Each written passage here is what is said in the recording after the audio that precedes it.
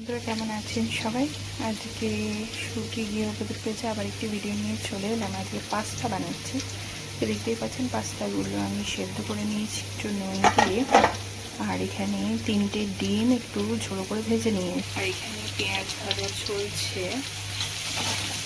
তারপর দেবো সে একটু ক্যাপসিকাম দেওয়ার পরে আমার একটুখানি আদা রসুন লঙ্কা বাটাও দিয়েছি।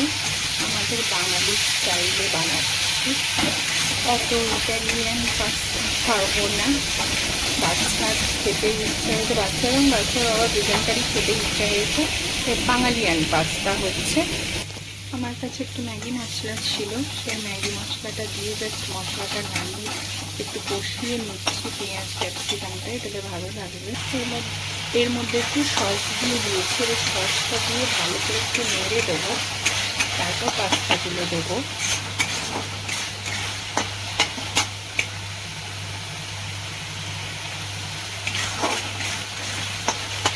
একটু নুন কম লাগছে, তো একটু নুন দিয়ে দেবো। একটু নুন দিয়ে দিয়েছি এবং নেড়ে ছেড়ে নিচ্ছি। নুনটা একটু মিশিয়ে দিলেই এবার পাস্তাটা ঢেলে দেবো। নাড়াচাড়া হয়ে গেছে, এবার আমি পাস্তাটা ঢেলে দিচ্ছি।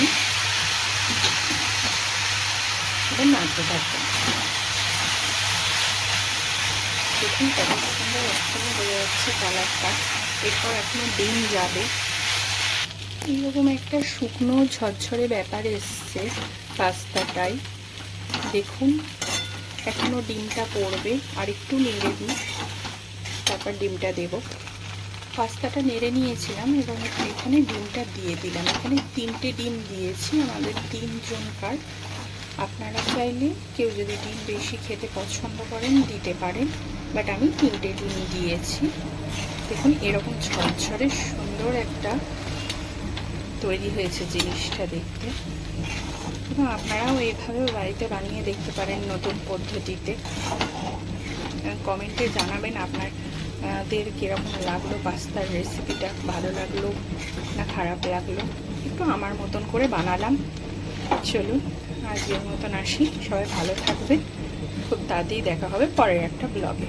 টাটা।